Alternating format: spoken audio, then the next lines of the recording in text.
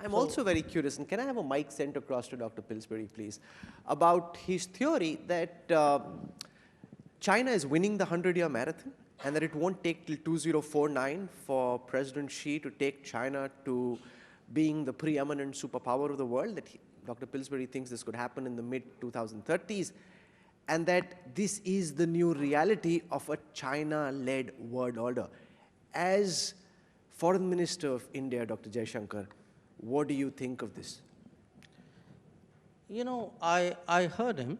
I also had the pleasure of spending some time with him this morning. You know, definitely, you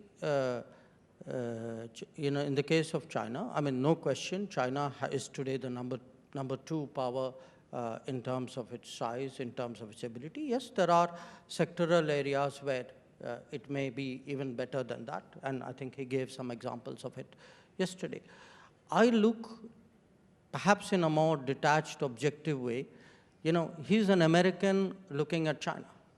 He's a China specialist looking at China.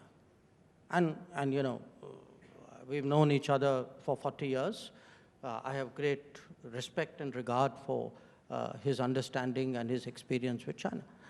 I am today an Indian looking at the world. I'm looking at both US and China and a lot of other factors, you know, together. I don't think, you know, it's a binary situation. I don't think the world anymore can be analyzed in terms of a binary competition. I accept that, you know, that these are, I mean, looking at them, that US is still number 1, and China today, you could say in many ways, follows thereafter. But I think the situation is much more complex. There are many more variables. I am, as a student of history, I'm quite reserved in my judgments about the future, where they go, how they happen. And I come back actually to the theme of your meeting today, the India moment. Because, and I would actually, rather than moment, say the moment is the, you know, the batsman has just taken the crease or just a little while ago. I think there's a full innings to be played. That innings is called Amrit Kal. It's a 25-year innings which is to be played. I think we have today set ourselves up. We have set ourselves up not just by foreign policy moves, because you have to do the deep domestic changes which are necessary for the rise of a power. China did that. You know, had our opponents done what they should have done during that tenure, we would be in a very different position. You know, we don't have the deep industrial strengths, the deep technology strengths of China, because that kind of thinking was never there.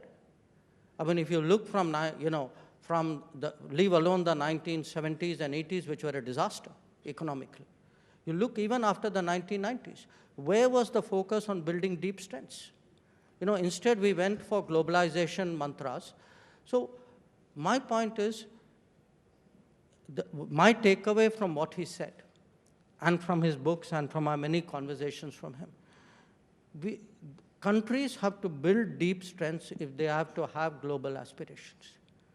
Today, Make in India, Atmanirbhar Bharat, the kind of, you know, the kind of things we are doing, even improving human resources, skills, educations, you know, nutrition, all this is part of a matrix.